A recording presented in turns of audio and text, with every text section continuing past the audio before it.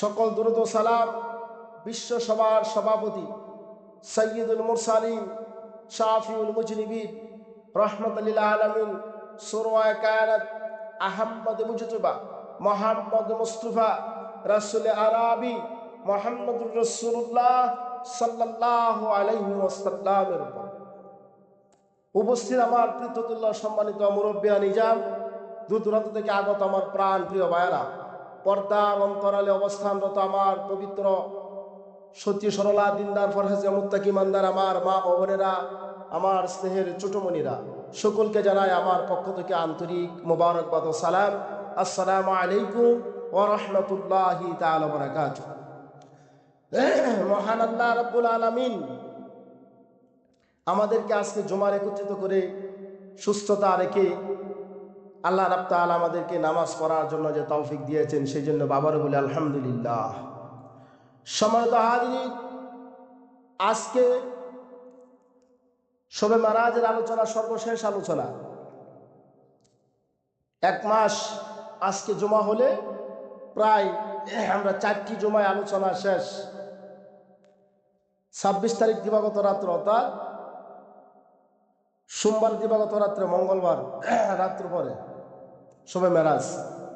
আরবি মাসের নিয়ম অনুযায়ী ইংরেজি মাসের 27 তারিখ, ইংরেজি মাসের 27 তারিখে, অর্থাৎ আল্লাহ রাসূল সাল্লাল্লাহু আলাইহি সাল্লাম বাইতুল্লাহ থেকে নিয়ে বাইতুল মুকাদ্দাস ভ্রমণ করেছেন। এরপরে এক এক করে প্রথম, দ্বিতীয়, তৃতীয়, চতুর্থ, পঞ্চম, ষষ্ঠ, সপ্তম আসমান পাড়ি দিলেন।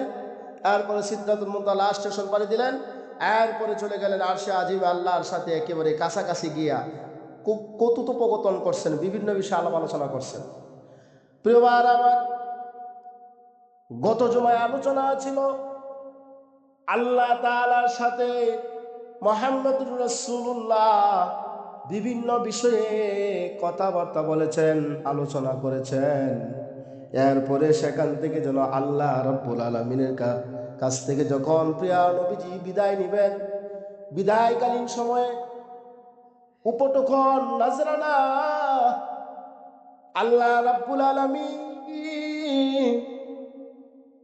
প্রিয় নবীকে বললেন, এ আমার হাবিব, আপনার এবং আপনার উম্মতের উপর আমি আল্লাহ তাআলা পারবে না। 5 সপ্তাহ পরে না, 45 সপ্তাহ বল, চিন্তা করছেন?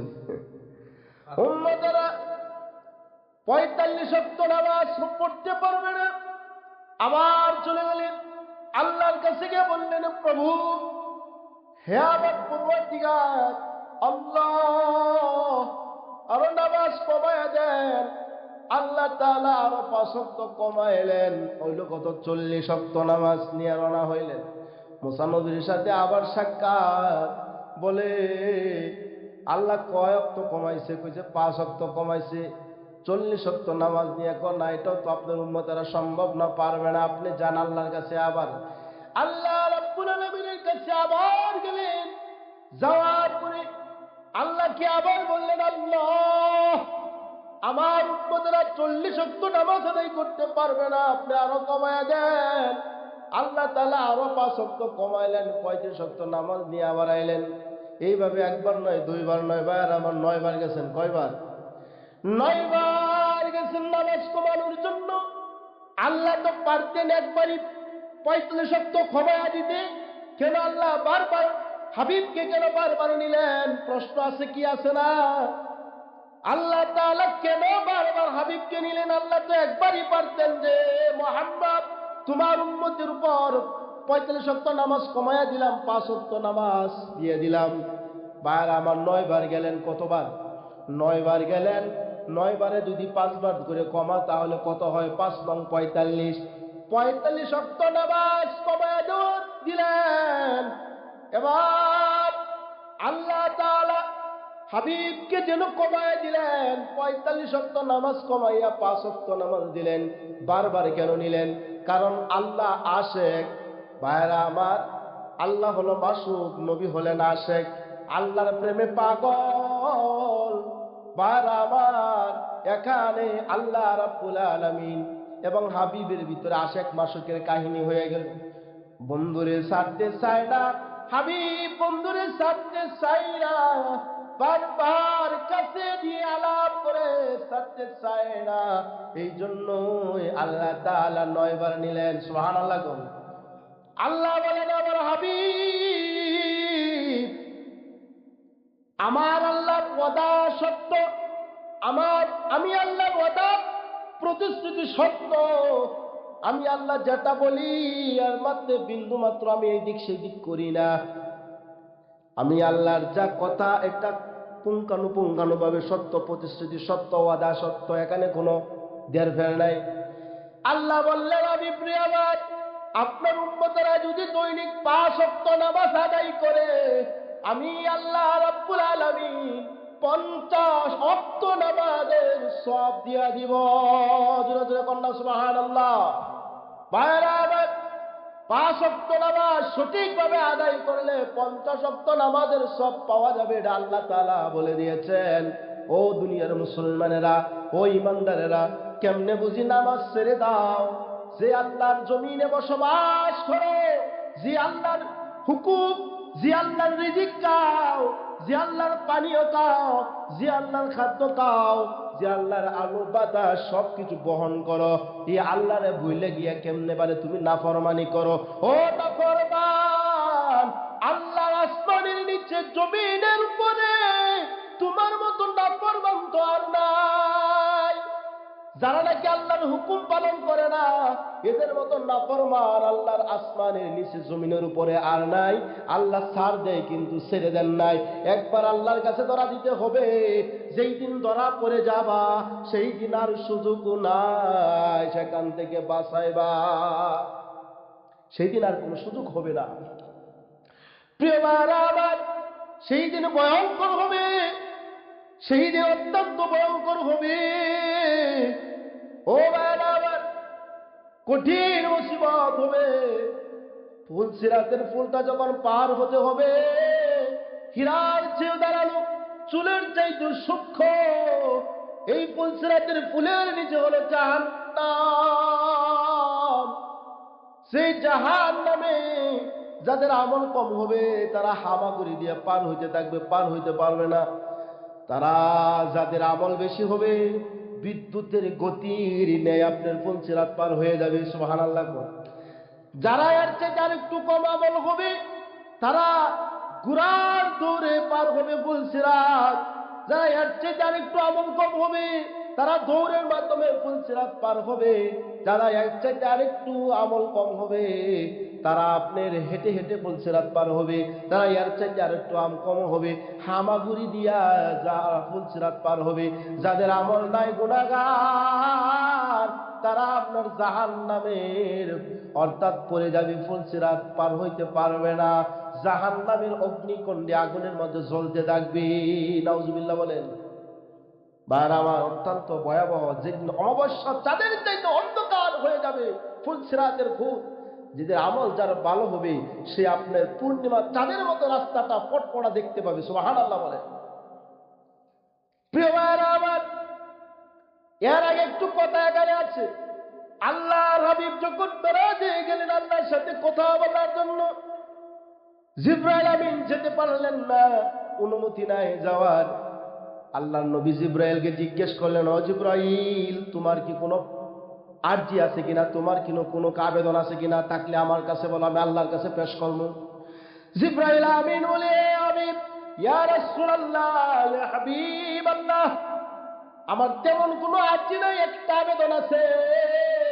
সে আবেদনটা কি? সে আবেদনটা হলো, আপনি যেমনি ভাবে আমি এখন আমি নিয়ে আসছি, হাসরের মাঠে যখন ফুল সিরাত পার হবে আপনার উম্মতেরা, আমি জিবরাইল যেন আমার ডানাগুলা বিছাই দিতে পারি, এতটুক যেন আল্লাহ তাআলা আমার এই আরজিটা যেন কবুল করেন। সুবহানাল্লাহ বলে।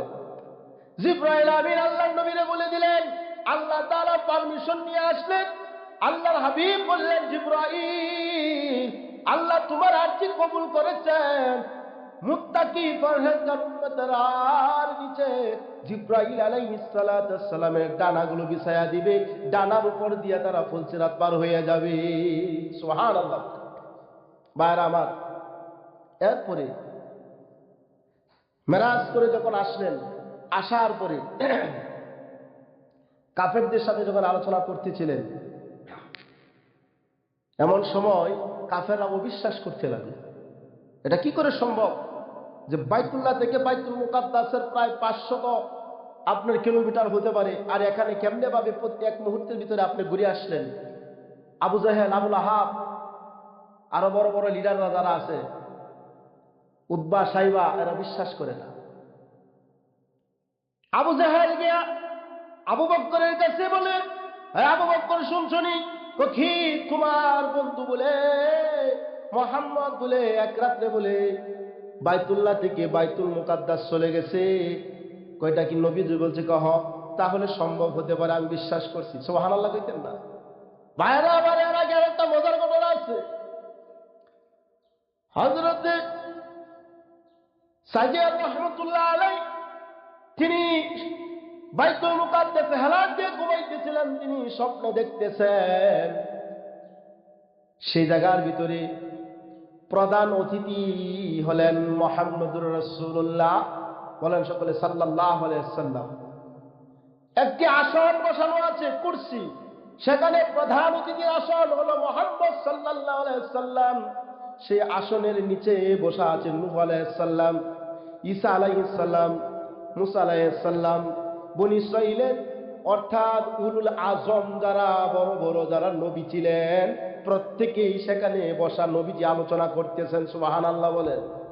নবীজি বলতেছেন, উলামা কাবিয়া ইবানি ইসরাঈল, আমার উম্মতেরা, মুত্তাকি ফরহেজগার উম্মত যারা, তারা বনী ইসরাঈলের নবীদের চাইতেও বেশি মর্তবা। সুবহানাল্লাহ কোন, যে আমার উম্মতেরা যারা মুত্তাকি ফরহেজগার আল্লাহওয়ালা, বনী ইসরাঈলের নবীদের চাইতেও বেশি মর্তবা তারা পাবে। সুবহানাল্লাহ। এই কথা বলার পরে সভাপতির আসনের দিকে, প্রধান অতিথির আসনের দিকে মুসা নবী দৃষ্টি দিলেন। দেওয়ার পরে বললেন, ইয়া মুহাম্মদ, আপনি যে বললেন আপনার উম্মতেরা বনী ইসরাঈলের নবীদের চাইতে বেশি মর্তবা, বেশি ফজিলত, আপনার উম্মতের ভিতরে একজনকে দেখান তো একটু। মুসা নবী বলতেছে কি, যে আপনার উম্মতের ভিতরে একটু দেখান তো দেখি। মুহাম্মদ সাল্লাল্লাহু আলাইহি ওয়াসাল্লাম ইমাম গাজ্জালির দিকে দৃষ্টি দিলেন, দেখাইলেন, এটা হলো আমার উম্মতের ভিতরে শ্রেষ্ঠ একজন আলেম, বুজুর্গ, আল্লাহওয়ালা। সুবহানাল্লাহ কইতেন না? ইমাম গাজ্জালি একজন বড় সুফি সাধক ছিলেন, পীর ছিলেন, আল্লাহওয়ালা ছিলেন, বড় আলেম ছিলেন ইমাম গাজ্জালি। ইমাম গাজ্জালির দিকে যখন দেখাইলেন, এবার মুসা নবী ইমাম গাজ্জালির প্রশ্ন করলেন, ও ভাই ইমাম গাজ্জালি, তোমার আমি প্রশ্ন করব। করেন, কি প্রশ্ন করবেন? বলতেছে একটি প্রশ্ন করলেন। কয়টি প্রশ্ন করছেন? একটি প্রশ্ন করছেন ইমাম গাজ্জালিকে। ইমাম গাজ্জালি একটার উত্তর না দিয়া 10টা উত্তর দিয়ে দিছে। সুবহানাল্লাহ। এবার মুসা নবী কো, তোমার উত্তর সঠিক হয় না, তোমার উত্তর কি সঠিক হয় না। তোমাকে আমি একটি প্রশ্ন করছি, তুমি 10টি প্রশ্নের উত্তর দিলা, তোমার উত্তর সঠিক হয় নাই। এবার ইমাম গাজ্জালি বললেন, হ্যাঁ বনী ইসরাঈলের নবী মুসা, আল্লাহ তোমারে জিজ্ঞেস করছিলেন, ওয়ামা ইয়ামিনিকা ওয়ামা তিলকা বিয়ামিনিকা মুসা। আল্লাহ প্রশ্ন করলেন, ও মুসা, তোমার হাতে কি? তুমি বললা আমার হাতে লাঠি, লাঠি দিয়া কাঁঠাল পাতা বাড়ি, লাঠি দিয়া ছাগল চড়াই, লাঠি দিয়া গড় চলি, আরেক অনেক অনেক কাজ করি। আল্লাহ তোমার প্রশ্ন করছেন একটা, আল্লাহ প্রশ্ন করছিলেন একটি, যে মুসা তোমার হাতে কি? তুমি কইছা লাঠি, লাঠি দিয়া বিভিন্ন প্রশ্ন উত্তর দিছো। তুমি যদি একটা কথার উত্তর যদি কয়েকটা দিতে পারো, ওইটা যদি সঠিক হয়, তা আমার কথা 10টা উত্তরে কেন সঠিক হবে না? সুবহানাল্লাহ বলে। এই ছিলেন উম্মতে মুহাম্মাদীর মর্তবা, বুজুর্গ আল্লাহওয়ালাদের। প্রিয় ভাইরা আমার, পরে আল্লাহ রাসূল আয়েশা যখন মেরাজের কথাগুলো বলতেছেন, কাফেররা বিশ্বাস করে না। এবার আবু বকর ধরে আসলে রাসূলের কাছে, ইয়া রাসূলুল্লাহ, আপনি কি সত্যি সত্যি আপনি কি বাইতুল্লাহ থেকে বাইতুল মুকাদ্দাস গিয়েছেন? বলেন হ্যাঁ। আপনি বলে তুই আবু, আল্লাহ রাসূল বলেন, আবু বকর তুমি কি বিশ্বাস করো না? আবু বকর বলে, ইয়া রাসূলুল্লাহ, ইয়া হাবিবাল্লাহ, বাইতুল্লাহ থেকে বাইতুল মুকাদ্দাস তরে সামান্য রাস্তা, আপনি যদি বলেন 7 আসমান পাড়ি দিয়া লৌহ কলম আরশ কুরসি জান্নাত জাহান্নাম সব সফর করেছেন, আমি আবু বকর তাও বিশ্বাস করব। সুবহানাল্লাহ বলে। আল্লাহ রাসূল বললেন, আবু বকর রে, ঠিক সেইটাই হয়েছে। আমি শুধু বাইতুল মুকাদ্দাস যাই না, আমি এক এক করে 7 আসমান পাড়ি দিলাম, সিদরাতুল মুনতাহা স্টেশন পাড়ি দিলাম, আরশে আজিমে গেলাম, জান্নাত জাহান্নাম দেখলাম, আরশ কলম আরশ সবকিছু আমি লৌহ কলম সবকিছু ভ্রমণ করলাম। এবার আবু বকর বললেন, ইয়া রাসূলুল্লাহ, আমি এক বাক্যে বিশ্বাস করলাম। সুবহানাল্লাহ বলে। এবার কাফেররা আটকাইব নবীকে। কাফেররা কয়, মুহাম্মদ, তুমি যে বাইতুল মুকাদ্দাস গেছো, রাসূলুল্লাহ তিনের আগে পিছে কখনো বাইতুল মুকাদ্দাস যায় নাই। এই বাইতুল মুকাদ্দাস হলো ফিলিস্তিনের মসজিদ, যেটা নিয়ে মসজিদুল আকসা বলা হয়, যেটা নিয়ে মুসলমানরা কাফেরদের সাথে যুদ্ধ করতেছে, এটা নিজেদের মসজিদের জন্য। তাম্পাল মাউন্ট যেটাকে বলা হয়, সালাউদ্দিন আইয়ুবীর আমলে এই মসজিদ একবার ইহুদিকে বিতাড়িত করে আপনার মুসলমানরা ইবাদত এখানে করতো। ভাইয়েরা আমার, যুগ যুগ ধরে সে যুদ্ধ চলে আসছে। সেই মুসলমানদের ভূখণ্ডকে রক্ষা করার জন্য আমার দেশের অর্থাৎ মুসলমান ভাইয়েরা তাজা রক্ত দিয়ে মাতৃভূমিকে রক্ষা করার জন্য চেষ্টা করতেছে ভাইয়েরা আমার। আর এই ইহুদিরা পাখির মতো গুলি করে হত্যা করতেছে আমাদের মুসলমানদের সন্তানদেরকে। ভাইয়েরা আমার, সেই মসজিদ যেটা ছিল মুসলমানদের জন্য প্রথম কিবলা, সেই মসজিদের মধ্যে মুহাম্মদ সাল্লাল্লাহু আলাইহি ওয়াসাল্লামের আগে পিছে কখনো যায় নাই। কিন্তু আবু বকর, কাফেররা, তারা আবু জাহেল, তারা অনেকবার গিয়েছে। তারা বলতেছে, মুহাম্মদ, তুমি যদি বাইতুল মুকাদ্দাস গিয়ে থাকো, তাকে এবার বলো তো বাইতুল মুকাদ্দাসের কয়টা জানালা, কয়টা দরজা। রাসূল একটু চিন্তায় পড়ে গেলেন যে এখন আমি তো এইগুলা কোনবার গেছি না। রাসূল মনে মনে চিন্তা করতেছে, আমি তো এগুলো গুনি নাই, আমি তো গেছি আল্লাহর নির্দেশে। কয়টা দরজা করে জ্বালানা, মনে করেন আপনাদেরকে যে মসজিদ নামাজ পড়তে আসেন, হঠাৎ করে আমি প্রশ্ন করি, কণ্ঠ বাইতুল হারাম মসজিদের কয়টা জ্বালানা, কয়টা শীত, কয়টা ফ্যান আছে? অনেকে তাস খেলাকে রাখবেন যে আমরা নামাজ পড়তে গেছি, আমরা কি তখনবার গেছি নাকি? অনেকে কইতে পারবেন না কথা কি এরকম কিনা। কিন্তু রাসূলুল্লাহ একটু চিন্তিত হয়ে গেলেন।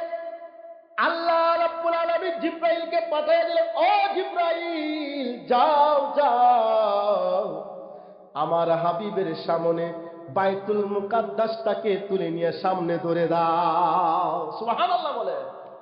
জিবরাইল আমিন বাইতুল মুকাদ্দাসকে সামনে নিয়ে, অর্থাৎ ওনার চাচাতো ভাই কি একটি নাম ছিল, এর বাড়ির পাশে না বাইতুল মুকাদ্দাস রেখে দিলেন। সুবহানাল্লাহ কইতেন না? এটা কি অসম্ভব কিছু? সুলাইমান আলাইহিস সালামের জামানায় রানী বিলকিসের সিংহাসন মুহূর্তের ভিতরে জিন দিয়া আইনা হাজির করা যদি সম্ভব হইতে পারে, সুলাইমান নবীর চাইতে তো আমার নবীর মর্যাদা আরো মর্তবা বেশি ছিল, সেটা কেন সম্ভব হবে না? কন্যা সুবহানাল্লাহ। আল্লাহ রাব্বুল আলামিন জিবরাইলকে বললেন, ও জিবরাইল, যাও বাইতুল মুকাদ্দাসটাকে সামনে নিয়ে ধরে দাও। আমার নবীজি বাইতুল মুকাদ্দাসের দিকে তাকায়া তাকায়া বলতেছে, ও কাফেররা, ও আবু জেহেল, আবু লাহাবরা, শোনো রে, ওইটা জ্বালানা, কয়টা দরজা, সব যেন ঠিকঠাক করে বলতেছে। এবার কাফেররা আশ্চর্য বোধ করে কয় কি, মুহাম্মদ তো জাদুঘর। কন্যা নাউজুবিল্লাহ। মুহাম্মদ জাদুঘর? কত বড় জাদুঘর, কেউ বিশ্বাস করে না। এরা ছিল কট্টরপন্থী কাফের। কাফেরদের ভিতরে একটা জাত ভেদ আছে তো। এরা ছিল এমন কাফের যা মনে করেন আপনার কখনো রাসূলের কথা বিশ্বাস করে না। জাদুঘর বলছে, নাউজুবিল্লাহ বলে। ভাইয়ার আমার, সেই এই রাসূল সাল্লাল্লাহু আলাইহি ওয়াসাল্লাম যে মেরাজ হয়েছে, এটা হলো আপনার চিরন্ত সত্য। এটা হলো 1 নম্বর মুজেজা। আপনার প্রথম সত্যায়ন করে কুরআন কারীম মহাগ্রন্থ আল্লাহ বলছেন, সুবহানাল্লাযী ইয়াসরা বিআবদিহি লাইলাম মিনাল মাসজিদিল হারামি ইলাল মাসজিদিল আকসা। 1 নম্বর দলিল এটা। রাসূলুল্লাহর মেরাজ সশরীরে জাগ্রত অবস্থা হয়েছে, এটা 1 নম্বর দলিল। 2 নম্বর হলো আবু বকর সিদ্দিক একবার সাক্ষী দিলেন। আরো অনেক প্রমাণ আছে ভাইয়ের আমার, সময় নাই, আলোচনা করা যাবে না। এই মেরাজের আলোচনা এই পর্যন্তই শেষ। আমাদের জন্য 50 ওয়াক্ত নামাজের পরিবর্তে 5 ওয়াক্ত নামাজ নিয়ে এসেছেন। আমরা যদি সঠিকভাবে 5 ওয়াক্ত নামাজ সঠিকভাবে আদায় করি, আল্লাহ তাআলা আমাদেরকে 50 ওয়াক্ত নামাজের সব দিবেন। কন্যা সুবহানাল্লাহ। প্রিয় ভাইয়ের আমার, সময় আর দীর্ঘ করতে চাচ্ছি না, এখানে শেষ করে দেওয়া। আখির দাওয়ানা আলহামদুলিল্লাহ, আসসালামু আলাইকুম ওয়া রাহমাতুল্লাহি তাআলা ওয়া বারাকাতুহু।